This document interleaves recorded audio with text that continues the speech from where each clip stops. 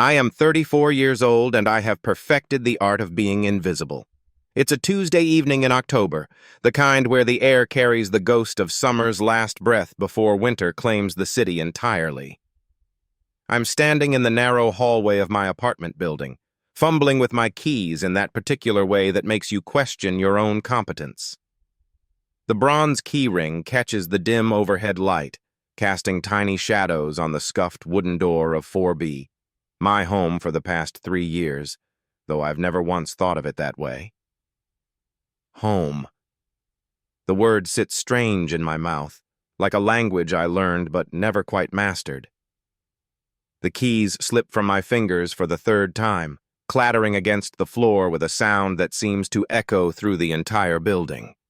I wince, dropping to my knees to gather them, my face burning with the kind of embarrassment that comes from being witnessed in your own small failures. The hallway smells of old carpet and someone's leftover Chinese takeout, mixed with the faint scent of industrial cleaner that never quite masks the building's age. That's when I hear the door behind me open. "You all right there?" The voice is warm, roughened slightly by what sounds like years of careful use. I look up from my crouch on the floor, keys finally secure in my palm, to see a man standing in the doorway of 4C. He's maybe 40, with graying hair that looks like he's been running his hands through it, wearing a faded flannel shirt rolled up to his elbows. His face carries the kind of lived-in quality that comes from experience, not hardship exactly, but something deeper. Understanding, maybe. I stand quickly, brushing off my knees with more attention than necessary. "Sorry, I didn't mean to make so much noise." He shakes his head, a small smile tugging at the corner of his mouth. "Trust me, after living next to Mrs. Chen and her morning exercise videos, a few dropped keys barely register." I should laugh. A normal person would laugh, make some joke about noisy neighbors, maybe introduce themselves. Instead, I stand there holding my keys like they're evidence of some crime I've committed. The silence stretches between us, filled with the hum of the soft buzz of the old incandescent bulb overhead, casting everything in amber tones. "I'm Marcus," he says finally, extending a hand. "David," I manage, taking it. His grip is firm, warm, calloused in a way that suggests he works with his hands. The contact lasts perhaps 2 seconds longer than necessary, or maybe that's just my imagination. Everything feels heightened in this narrow hallway, the space between our bodies measured in inches rather than feet. "David from 4B, he says, as if filing the information away. The quiet one. Heat rises in my cheeks. "Sorry, I didn't realize I was being—" No, he says quickly. "I meant it as a good thing. Half the building sounds like a construction site most days. It's nice to have a peaceful neighbor." I nod, unsure how to respond to what feels like a compliment. Marcus is still standing in his doorway, one hand resting on the frame, and I realize he's not in any hurry to end this conversation. The realization sends something fluttering in my chest. Anxiety, maybe, or something else I don't want to name. "I was just getting home from work," I say, though he didn't ask. Long day. Every day's long in accounting. The words come out more bitter than I intended. I work for a mid-size firm downtown, spending my days hunched over spreadsheets and tax forms, rarely speaking to anyone except to clarify numbers or attend mandatory meetings where I sit in the back and contribute nothing. Marcus tilts his head slightly. "You don't sound like you love it." "It pays the bills." Another stock response, but he doesn't seem satisfied with it. "That's what everyone says about jobs they hate." The observation hangs in the air between us. I should deflect, make some joke about bills not paying themselves, but something in his expression, patient, genuinely curious, makes me pause.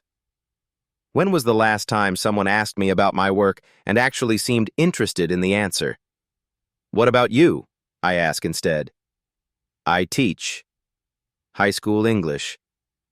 He runs a hand through his hair, that unconscious gesture I'm already beginning to associate with him. Trying to convince 16-year-olds that Shakespeare is relevant to their lives. Is it? He considers this seriously. Maybe not the language, but the feelings underneath? The jealousy, the love, the betrayal, the way people hurt each other and themselves? He shrugs.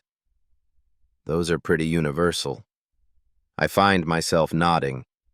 There's something about the way he talks, thoughtful, unguarded, that makes me want to keep listening. In my daily life, most conversations feel like negotiations, careful exchanges of information designed to get me from one obligation to the next. This feels different. Genuine. You have a favorite? I ask. Play? I nod.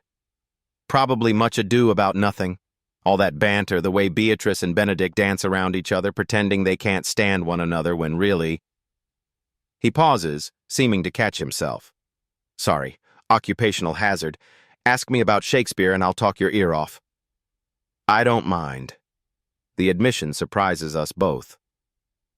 Marcus's eyebrows lift slightly, and I feel that familiar urge to retreat, to mumble some excuse and disappear behind my door. But something keeps me rooted in place, keys growing warm in my palm. You know, he says slowly, I was just about to make some coffee. The good stuff, not the instant garbage. You want some? The invitation catches me off guard. I can't remember the last time someone asked me over for anything, coffee, dinner, even a casual conversation that wasn't work-related. My immediate instinct is to decline, to cite some excuse about being tired or having things to do. But the truth is, my apartment is waiting exactly as I left it this morning. Neat, quiet, empty. A place where I eat microwaved meals standing at the kitchen counter and fall asleep to the sound of my own breathing. I ... I start, then stop. Marcus is watching me with an expression I can't quite read. Hopeful, maybe, but prepared for rejection. It occurs to me that he might be as lonely as I am, that this invitation isn't just politeness, but something closer to need. Sure, I say finally. Coffee sounds good. His smile transforms his entire face, crinkling the corners of his eyes in a way that makes him look younger and older simultaneously. Great. Come on in. Marcus's apartment is a mirror image of mine in layout, but completely different in feeling. Where my place is sparse and carefully organized, his is lived in, comfortable. Books everywhere, stacked on shelves, piled on the coffee table, marking places with worn paperback covers. The walls are covered with framed photographs and what look like student artwork, creating a collage of life and memory. It smells like coffee and something else, sandalwood maybe, or cedar. Sorry about the mess, he says, moving a stack of papers from the couch. Grading never ends. It's not messy, I say, and mean it. It's warm. He glances at me sideways, something flickering across his expression. You want to sit? I'll get that coffee started.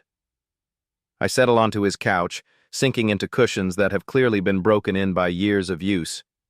From here, I can see into his small kitchen, watch him move around with the easy efficiency of someone comfortable in his space. He's changed into a gray t-shirt, and I find myself noticing the way it fits across his shoulders, the way his jeans are worn soft at the knees.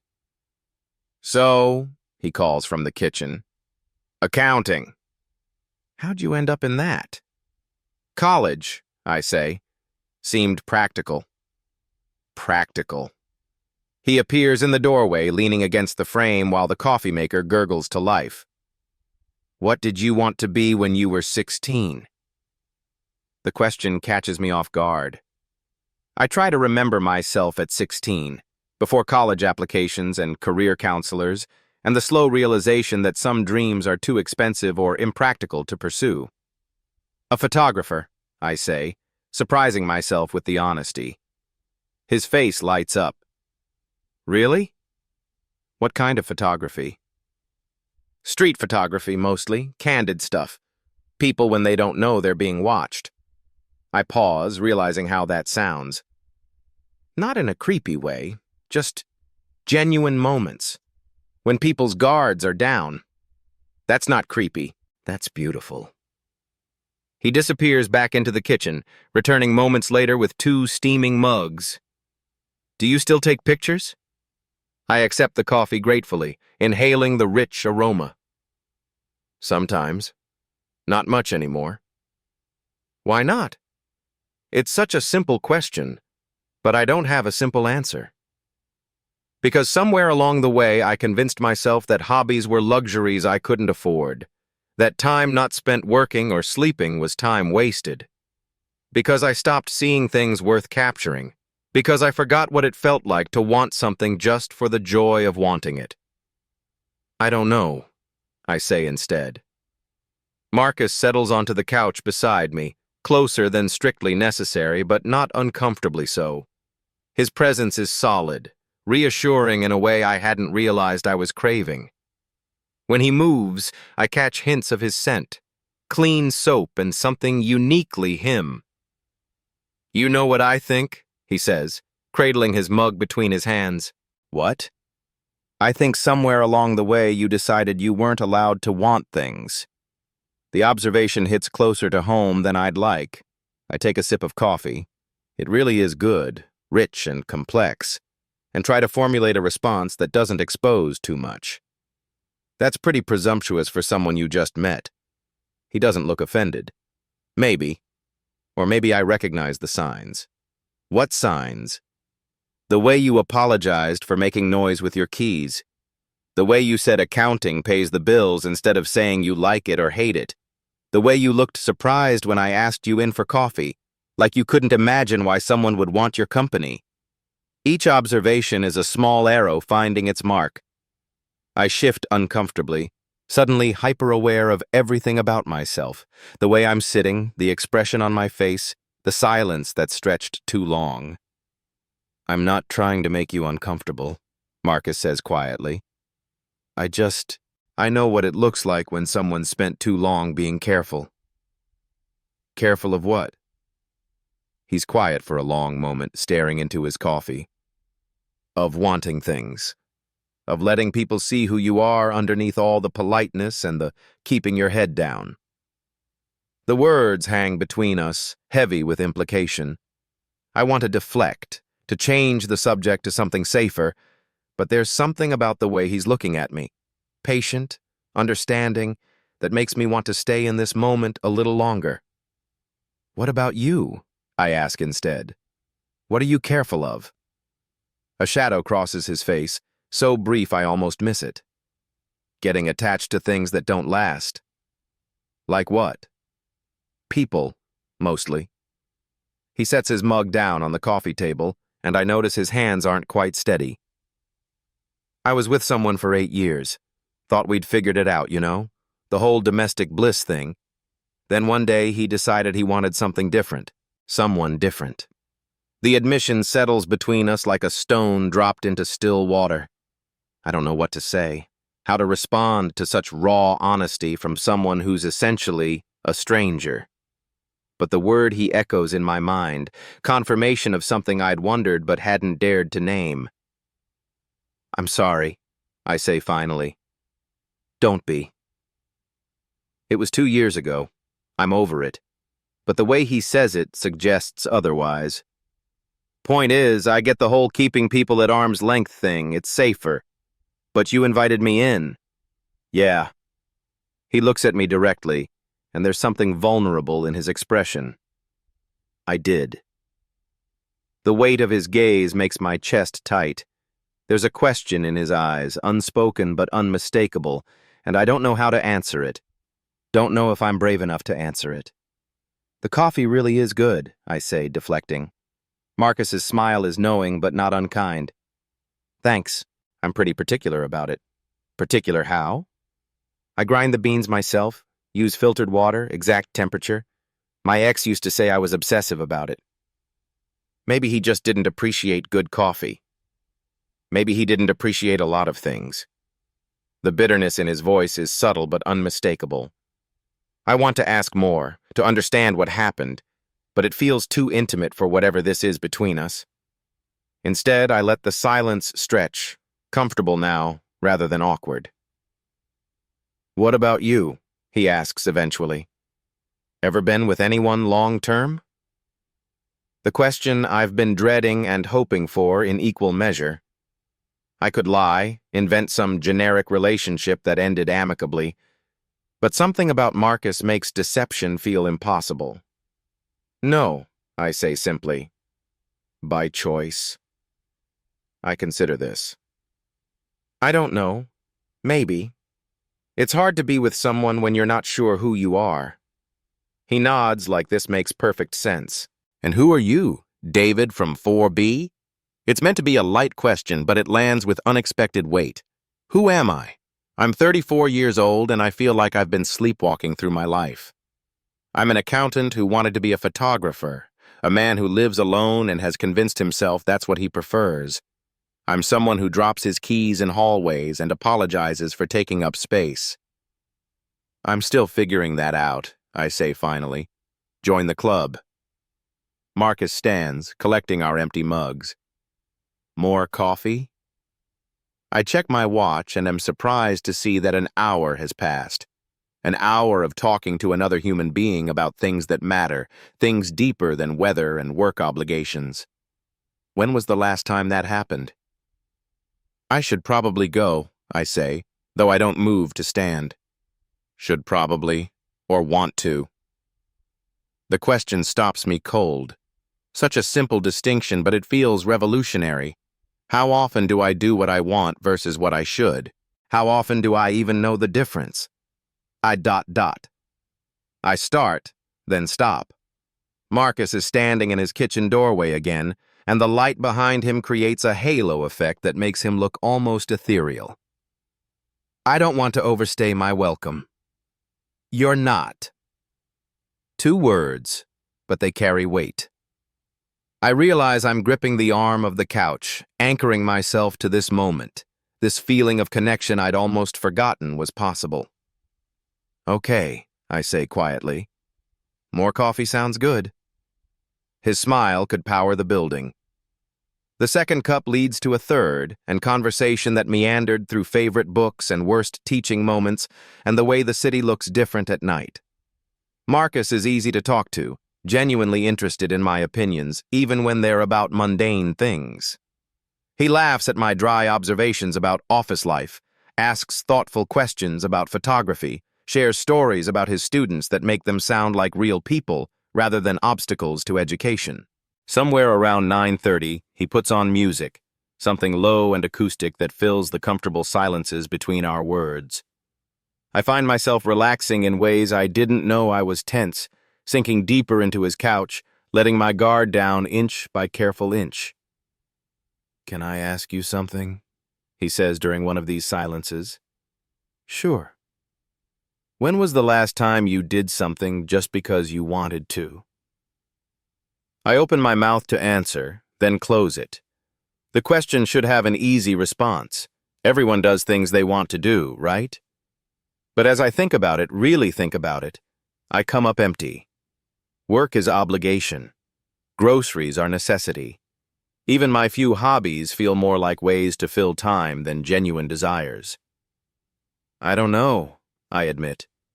"That's what I thought." He doesn't say it smugly, just with a kind of sad understanding. "You want to see something?"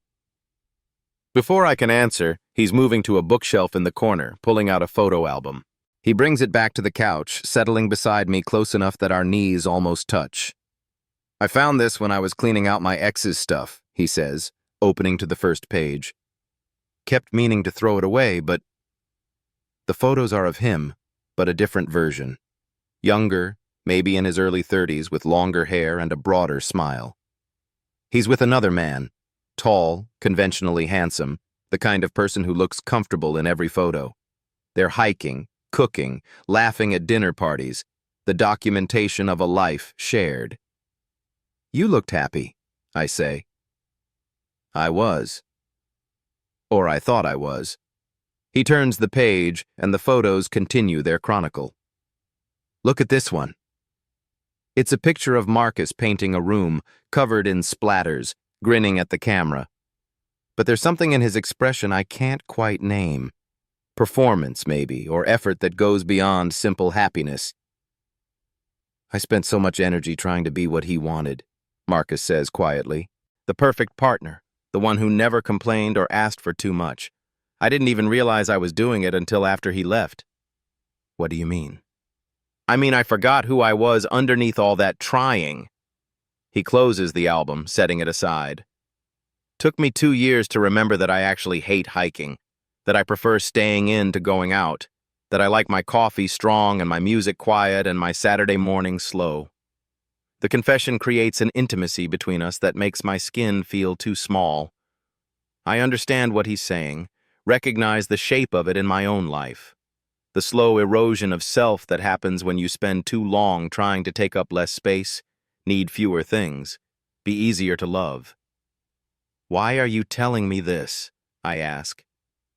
He turns to face me fully, and in the dim light of his living room, his eyes look almost gold.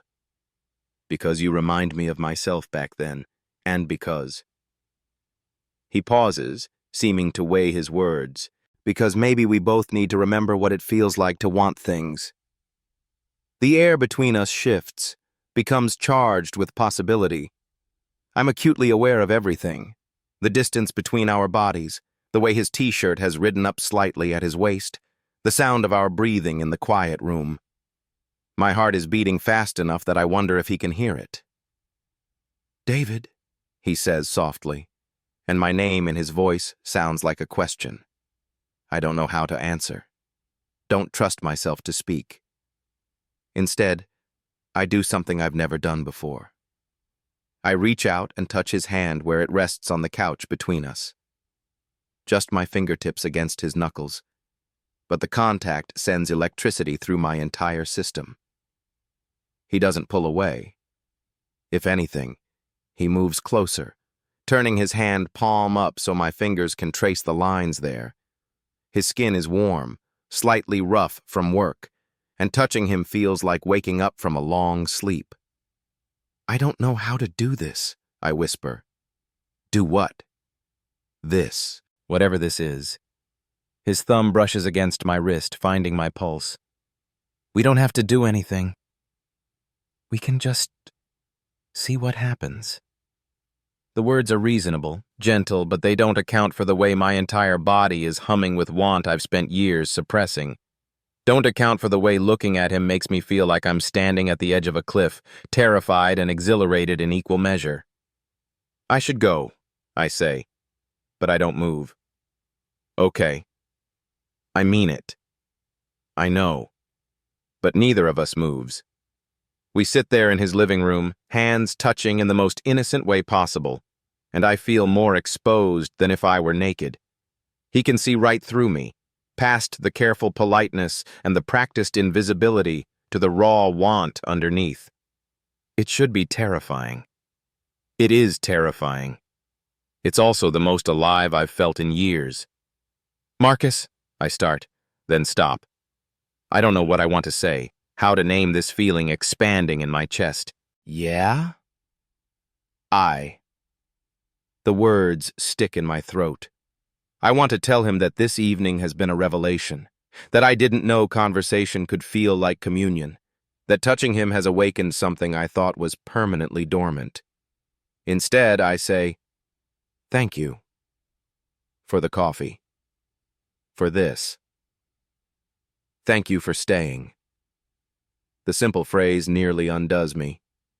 How long has it been since someone thanked me for my presence rather than my absence? Since someone wanted me to stay rather than leave? I force myself to stand, though my legs feel unsteady. Marcus rises too, and we're suddenly standing very close in his small living room. Close enough that I can see flecks of green in his brown eyes, close enough to feel the warmth radiating from his skin. I live right next door, I say stupidly. I know. So if you ever need anything, sugar or... I don't know what people borrow from neighbors. His smile is soft, understanding. I'll remember that.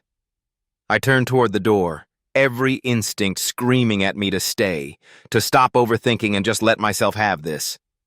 But 34 years of caution is hard to overcome in a single evening, and I find myself reaching for the doorknob despite every cell in my body protesting.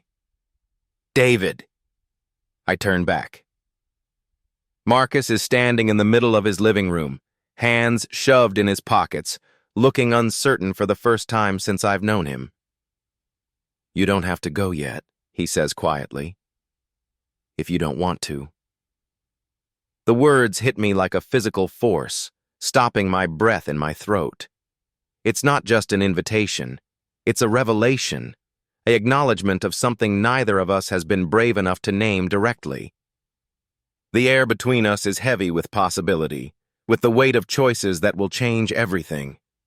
I stand there with my hand on his doorknob, suspended between the safety of my solitary life and the terrifying promise of whatever this could become.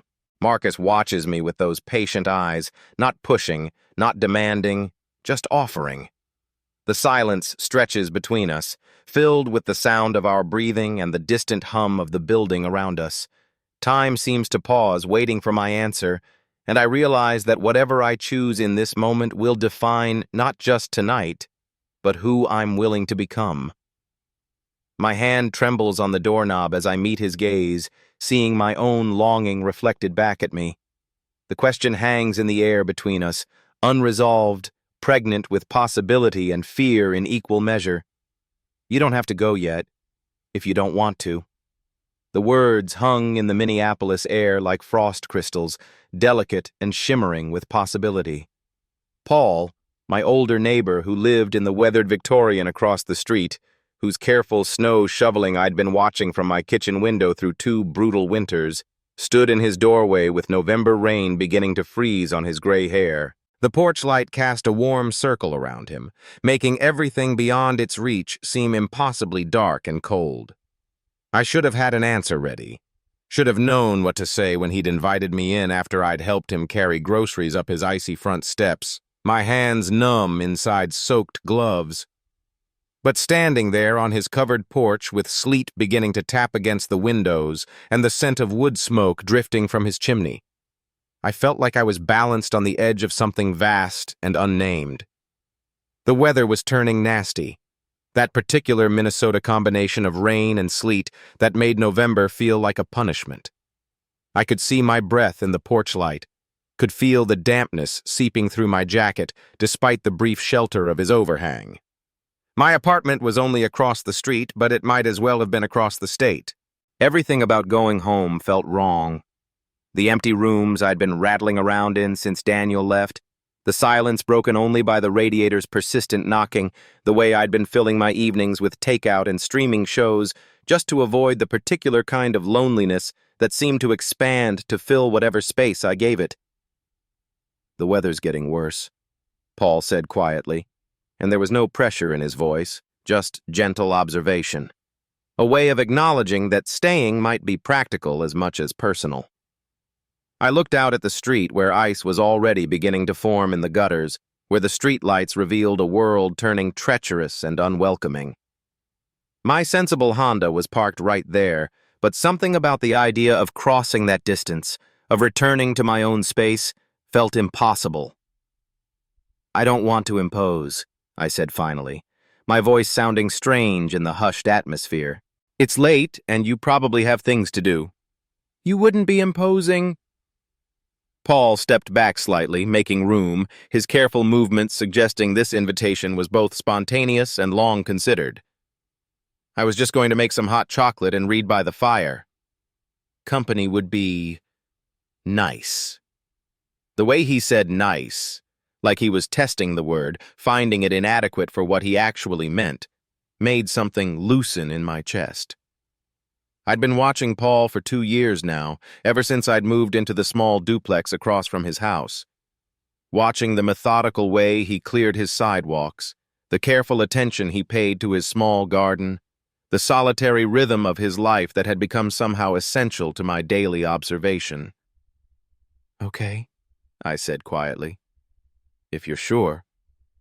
The relief that crossed his features was so profound it made me realize he'd been as uncertain about extending this invitation as I was about accepting it. I followed him through a front door that opened into warmth and the kind of accumulated comfort that spoke of decades of careful living. The house felt substantial around us. Solid wood floors, built-in bookshelves, the kind of craftsman details that belonged to an era when houses were built to last generations. A fire crackled in a stone fireplace, casting dancing shadows on walls lined with books. "This is beautiful," I said, and meant it.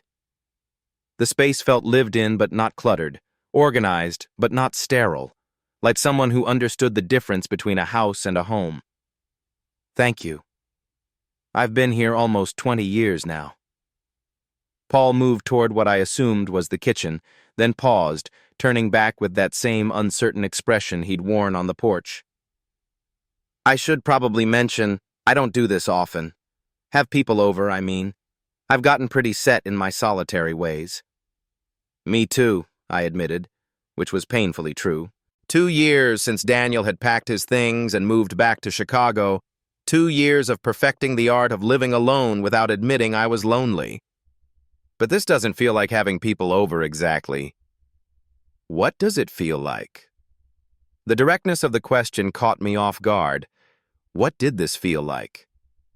Standing in Paul's living room with sleet tapping against tall windows and the scent of wood smoke and something indefinably masculine surrounding me, aftershave maybe, or the soap he used, something clean and understated that made me want to step closer.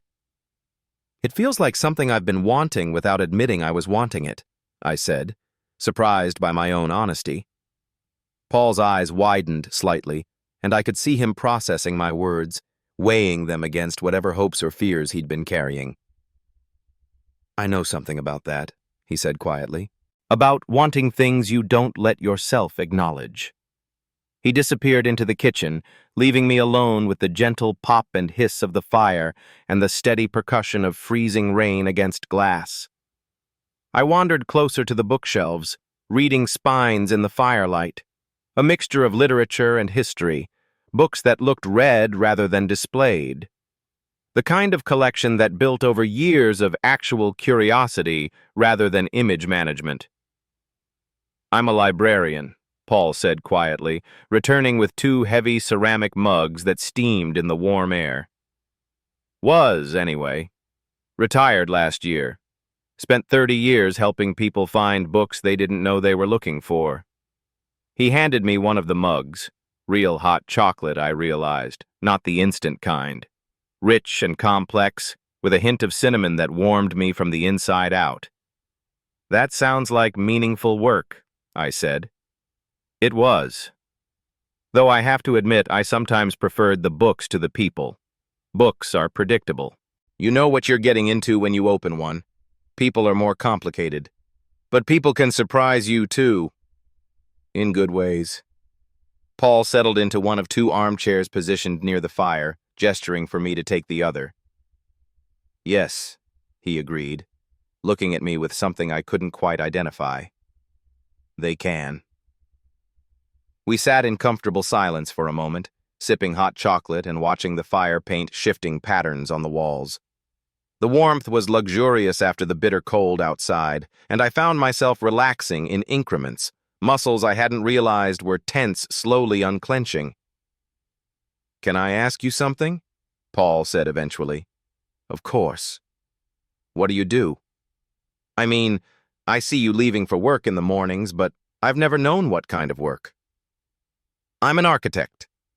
Junior level still, at a small firm downtown. We mostly do residential renovations, some small commercial projects." I gestured at the room around us. I love houses like this, actually. The craftsmanship, the attention to detail. They don't build them like this anymore. "What drew you to architecture?" It was such a simple question, but one that cut straight to something I rarely talked about. Honestly, I like the idea of creating spaces where people can be happy. Not just functional spaces, but places that feel like home in some essential way. I paused, thinking. Maybe that sounds idealistic. It doesn't sound idealistic. It sounds hopeful. The word caught me off guard. Hopeful. Was that what it was? I suppose it is hopeful, though I have to admit it's been hard to maintain that hope lately. Most of what I do is pretty mundane. Kitchen updates, bathroom renovations, not exactly life-changing architecture. But kitchens and bathrooms matter too. They're where people start and end their days, where they take care of themselves and the people they love. Paul set his mug on the small table between our chairs with careful precision. Sometimes the most important spaces are the most ordinary ones. There was something in his voice that made me look at him more carefully, a weight behind his words that suggested personal experience rather than mere philosophy. "You sound like you know something about that," I said. Paul was quiet for a long moment, staring into the fire. "My partner, ex-partner now, used to say something similar. That home wasn't about the house itself, but about the life you built inside it." It was the first time he'd mentioned having had someone, and the casual way he said it, like stating a simple fact rather than exposing a wound, made me understand that this was trust, offered carefully and without expectation. "How long were you together?" I asked gently. 8 years. We lived here together for 6 of those years until—" He trailed off, seeming to search for words. "Until we realized we'd grown into different people who wanted different things." That must have been difficult. It was. Not dramatic, not angry, just sad. Like watching something beautiful slowly fade until you can't pretend it's still there anymore. Paul picked up his mug again, wrapping his hands around it for warmth. He wanted to travel, to be spontaneous, to fill our retirement with adventures. And I wanted exactly this.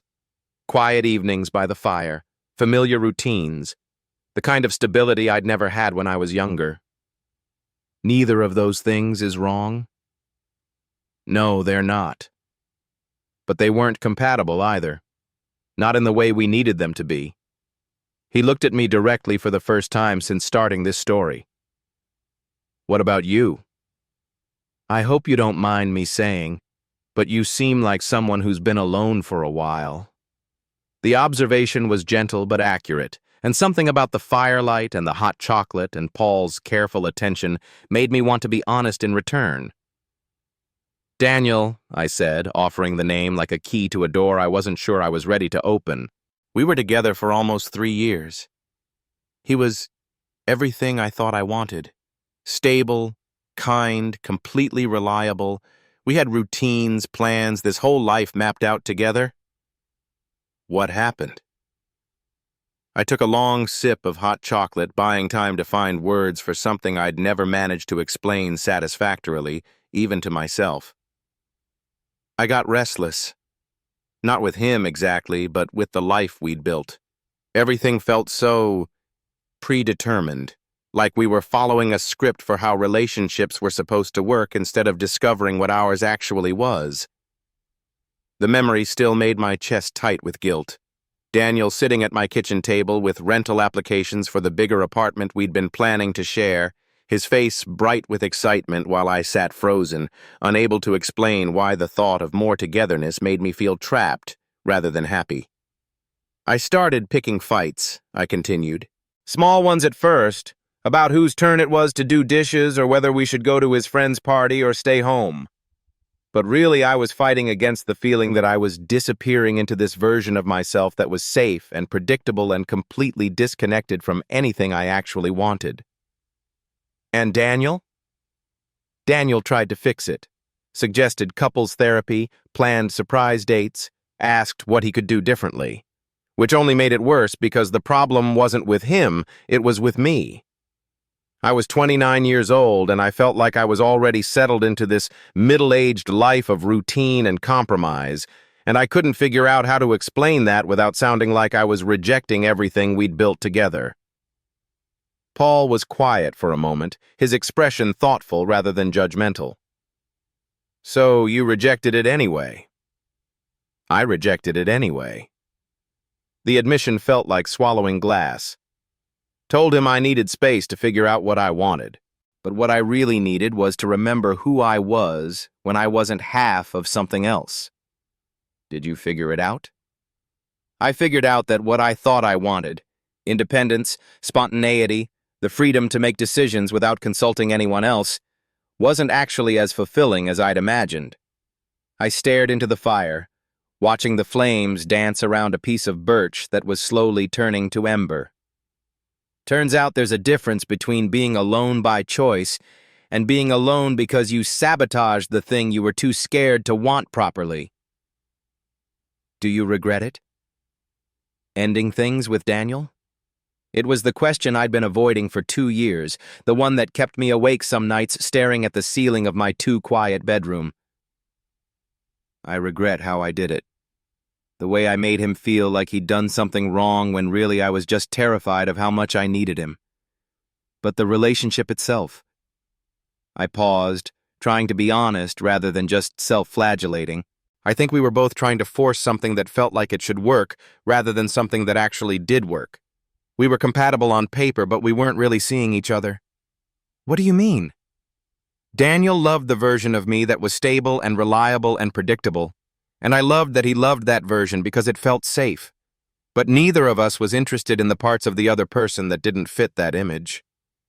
He never wanted to hear about my work, my ideas about design and space and how buildings could make people feel.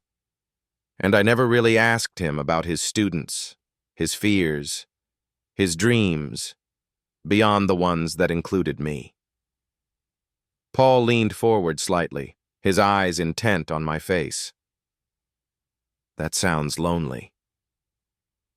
It was lonely, but I didn't realize how lonely until after it ended, when I had to figure out how to be myself without anyone else's expectations to shape me.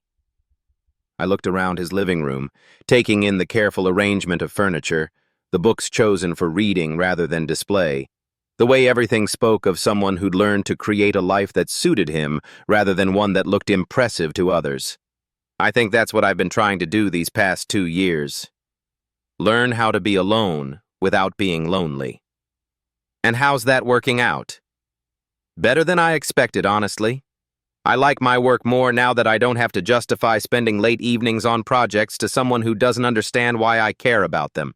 I like my apartment, my routines, the way I can make decisions based on what I actually want rather than what seems reasonable to someone else.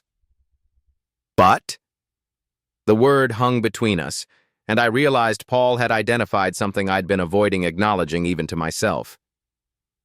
But I miss having someone to share things with.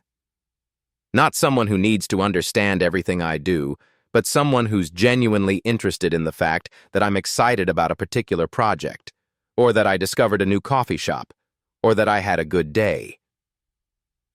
Someone who sees you, Paul said quietly. Someone who sees me, I agreed. And someone I'm interested enough in to really see in return. The conversation had grown more intimate without my noticing. The kind of exchange that happens when two people realize they're genuinely curious about each other beyond mere politeness. Outside, the freezing rain had intensified, creating a sense of enclosure that made confession feel safer somehow. "Can I tell you something?" Paul asked. "Of course. I've been watching you." The admission came out rushed, like he'd been holding it back and it had finally escaped. Not in a creepy way, I hope, but you have this way of moving through the world that I find fascinating. Purposeful, but not rushed. Like you're paying attention to things other people miss. What kinds of things? The way you always check on Mrs. Henderson's cat when she's out of town. How you actually stop and read the historical markers downtown instead of just walking past them. The way you shovel your walk in this particular pattern that's more careful than it needs to be, like you're creating something beautiful even though no one else will notice. I felt heat rise in my cheeks at his observation. You noticed all that. I notice a lot of things when I'm trying not to think too hard about other things, Paul said with a self-deprecating smile. And you've become a pleasant distraction from my own circular thoughts. What kinds of circular thoughts? Paul was quiet for a moment, seeming to weigh how much honesty this moment could hold. Thoughts about whether I made the right choice, ending things with Robert. Whether I'm using my preference for solitude as an excuse to avoid the work of being in relationship with another person. Whether I'll spend the rest of my life in this house, perfectly comfortable and completely alone. And what do you think? I think maybe there's a difference between choosing to be alone and defaulting to it because it's easier than risking disappointment. He looked at me directly, and there was something vulnerable in his expression that made my chest tighten. I think maybe I've been defaulting for 2 years now, telling myself I'm content when really I'm just safe. The word hung between us. Safe. I understood exactly what he meant. The way certain choices felt like protection, but also like a kind of slow starvation. I know something about that, I said quietly. About convincing yourself that safe is the same as satisfied. But tonight doesn't feel safe, does it? The question was direct, honest, and completely accurate. Nothing about sitting in Paul's living room with the fire casting shadows on the walls and this conversation opening spaces between us that I hadn't known existed felt safe. It felt risky and necessary and alive in a way that made me realize how much I'd been sleepwalking through my careful, solitary days. No, I said. Tonight feels dangerous. Good, Paul said, and his smile was soft and wondering. I was hoping it wasn't just me. The clock on the mantel chimed 10, but neither of us acknowledged the lateness of the hour. The fire had burned down to a bed of glowing coals, and Paul got up to add another log, his movements careful and practiced. I watched the way he handled the poker, the concentrated attention he gave to arranging the wood for optimal burn. There was something meditative about his process, unhurried and respectful of the fire itself, rather than just its utility. Can I ask you something else? I said when he'd settled back into his chair. Anything.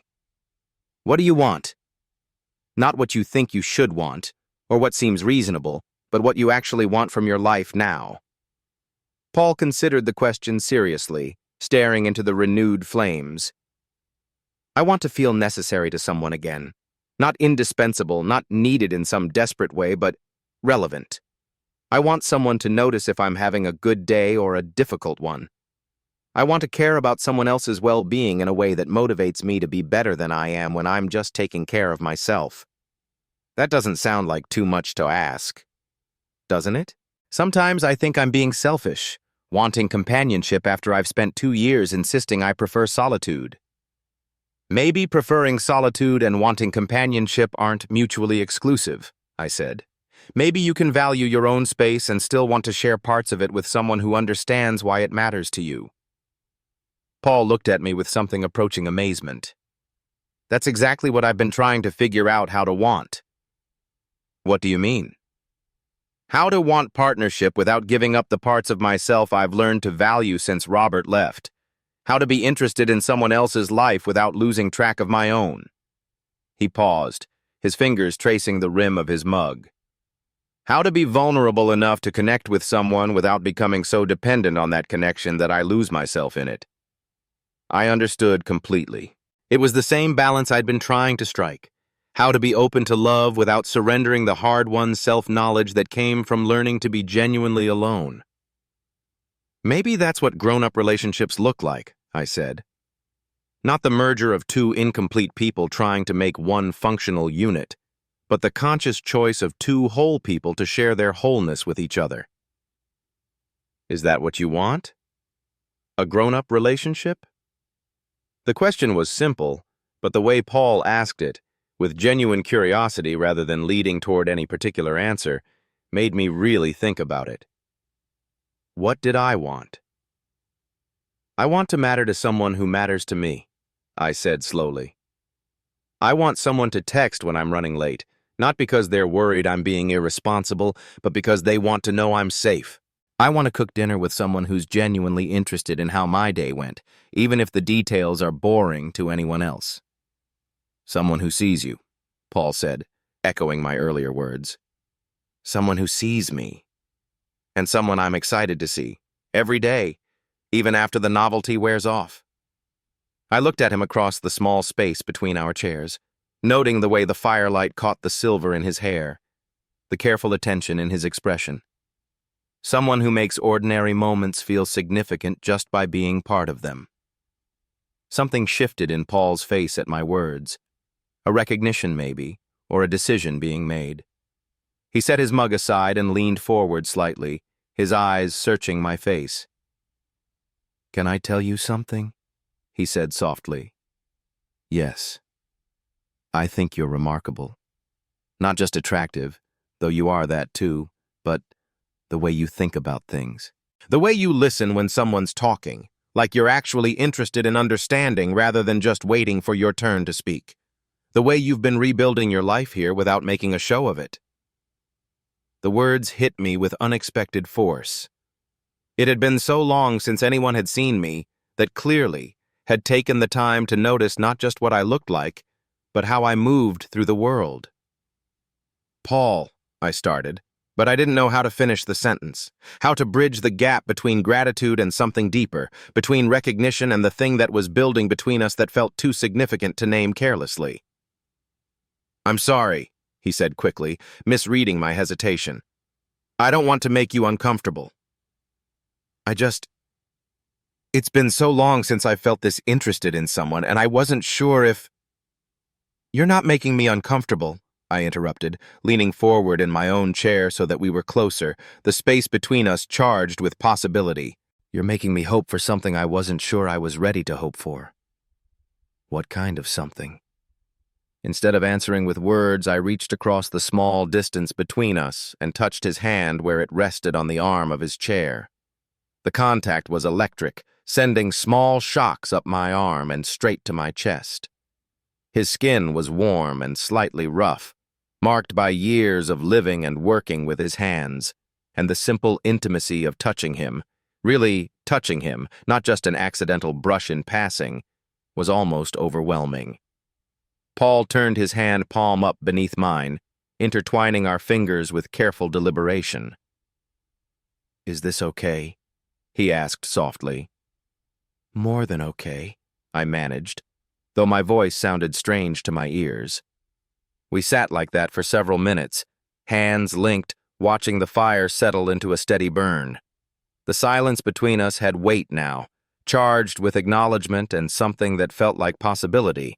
I found myself cataloging details, the way his thumb traced gentle circles on the back of my hand, the sound of his breathing, the way the room seemed to have contracted around us until nothing existed beyond this moment. "I haven't done this in a very long time," Paul said eventually. "Done what?" "Any of it. Held someone's hand, felt this kind of anticipation, let myself want something I wasn't sure I could have." "How does it feel?" He considered the question seriously, his brow furrowing slightly. "Terrifying, but also like waking up from a very long sleep." I knew exactly what he meant. There was something stirring in my chest that had been dormant since Daniel, since I'd convinced myself that solitude was preferable to the risk of disappointment. "Can I tell you something?" I said. "Anything. I've been thinking about you for months. Not casually, but deliberately. Wondering what your house looks like inside, what you read before bed, whether you talk to yourself when you're cooking." I paused, surprised by my own honesty. "I've been creating this whole imaginary version of what knowing you might be like." "And how does the reality compare?" "Better," I said without hesitation. "So much better than I imagined." Paul's smile was radiant, transforming his entire face from careful reserve to genuine warmth. "I've been doing the same thing. Watching you from my kitchen window, wondering what you think about on your morning walks, whether you're as thoughtful as you appear or if you're just good at looking contemplative." "What's your conclusion?" "Both, I think. Thoughtful and good at looking contemplative. It's an attractive combination." The word hung between us. Attractive. Such a simple acknowledgement, but it felt like crossing another threshold. "Paul," I said softly, his name feeling significant in my mouth. Yes? I didn't have words for what I wanted to say, so instead I leaned forward in my chair, closing some of the distance between us. He met me halfway, and suddenly we were close enough that I could smell his soap, something clean and masculine that made me want to lean even closer. I want to kiss you, he said quietly, the admission coming out soft and uncertain and completely honest. My heart started beating faster, not from nervousness but from want, pure, uncomplicated want that I'd almost forgotten I was capable of feeling. I want that too, I whispered. He reached up with his free hand and touched my face, just a gentle brush of his fingers against my cheek, but it was enough to make my eyes flutter closed and my breath catch. When I opened them again, he was looking at me with such careful attention that I felt seen in a way I hadn't experienced in years. Are you sure? He asked. I'm sure. He leaned toward me slowly, giving me time to change my mind, to pull back, to retreat into the safety of distance. But I didn't want distance anymore. I wanted this, the careful way he closed the space between us, the gentle pressure as our lips met, the perfect rightness of finally allowing this thing between us to become real. The kiss was soft and tentative and perfect. A question rather than a statement, an exploration rather than a claim. I felt something unlock in my chest, some breath I'd been holding for longer than I could remember finally releasing.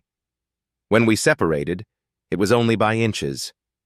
Paul rested his forehead against mine, his eyes still closed, his breathing slightly uneven. That was... he started, then stopped, seeming to search for adequate words. Yeah, I agreed, understanding perfectly. We stayed close, sharing breath and space and the magnitude of what had just shifted between us. I could feel his heartbeat against my palm where I'd placed my free hand on his chest. Could see the wonder in his eyes when he finally opened them to look at me. The outside world felt very far away.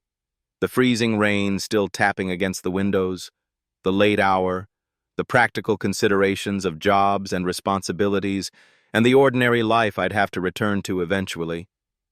But here, in the warm circle of firelight with Paul's hand still holding mine and the taste of him still on my lips, all of that seemed impossibly distant. I should probably warn you, I said softly. I don't know what I'm doing. It's been 2 years since I've felt anything like this, and even then I wasn't very good at it. Neither do I, Paul replied with a gentle smile. But maybe not knowing is part of the point.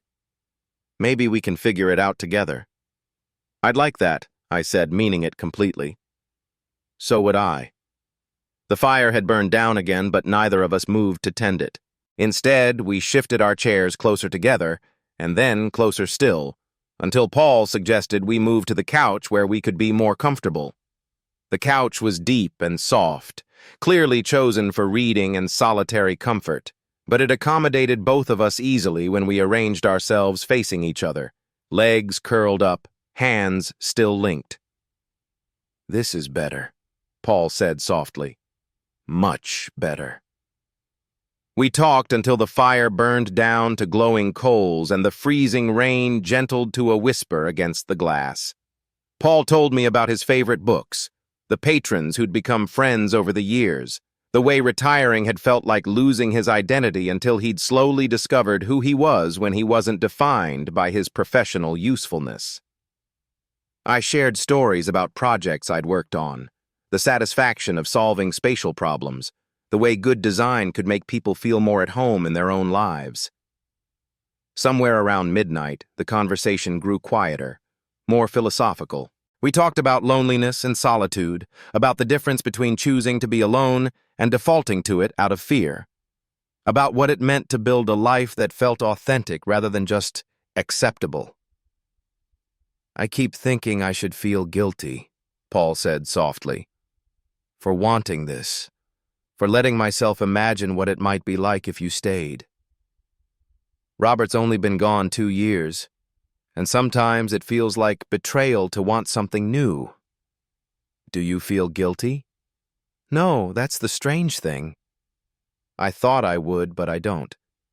It feels like growth, like I'm finally ready for something I wasn't ready for before.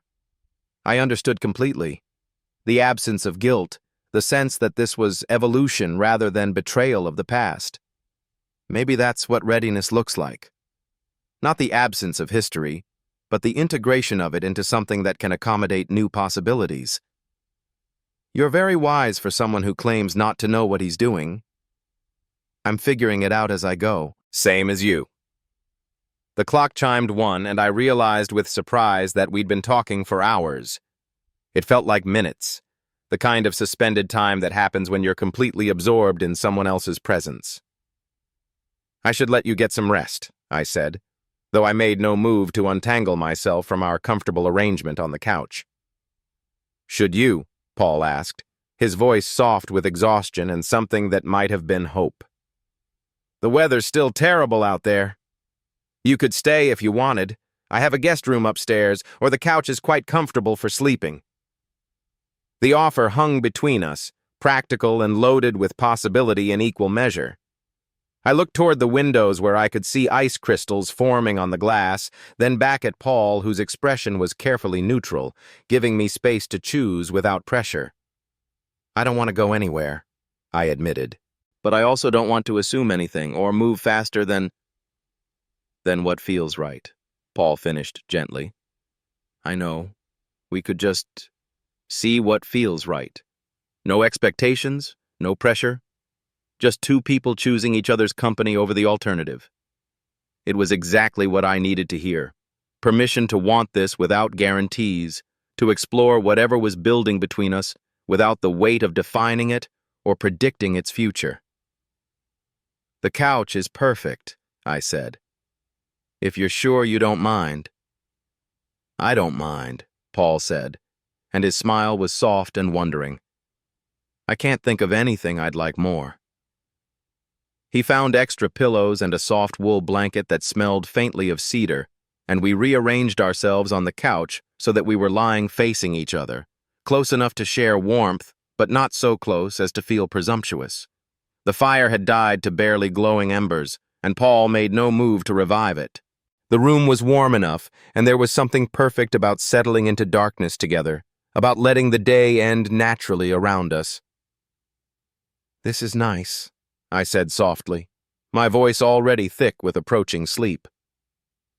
Better than nice, Paul murmured, his breath warm against my forehead, where we were lying close enough to share the same pillow. Outside, the freezing rain had stopped entirely, leaving behind that particular Minneapolis silence that comes after winter storms, profound and encompassing, as if the whole city had been wrapped in cotton. I felt safe in a way I hadn't felt in years, not just physically safe, but emotionally safe.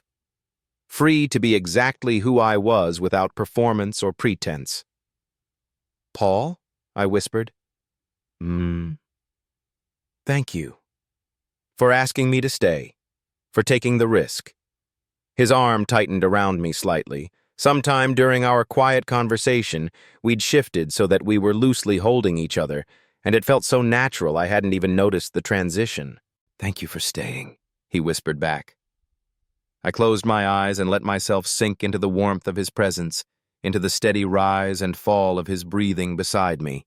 Somewhere in the space between sleeping and waking, I felt something fundamental shift. A door opening, a possibility taking root, the first tentative recognition that whatever careful solitude I'd been maintaining for 2 years was giving way to something more complex and infinitely more hopeful. When I woke, hours later, it was to pale winter light filtering through the windows and the realization that we'd spent the night curled together like puzzle pieces that had finally found their proper fit. Paul was still sleeping, his face peaceful and younger looking in the morning light, and for a long moment I just lay there watching him breathe, marveling at how right this felt. I could get up quietly, gather my things, slip back across the street to my own apartment, and pretend this had been just a pleasant evening of neighborly conversation. I could preserve the careful distance that had protected us both for 2 years, retreat back into the safety of solitude before whatever this was became too real to undo. But lying there in Paul's arms, feeling more rested than I had in months, I realized I didn't want safety anymore. I wanted this, messy and uncertain and full of possibility. I wanted to see where it led, what we might build together if we were brave enough to try. Outside, Minneapolis was waking up to a world transformed by ice and snow. But inside, something new was beginning. Fragile and tentative, but undeniably real. And for the first time in longer than I could remember, real felt like enough.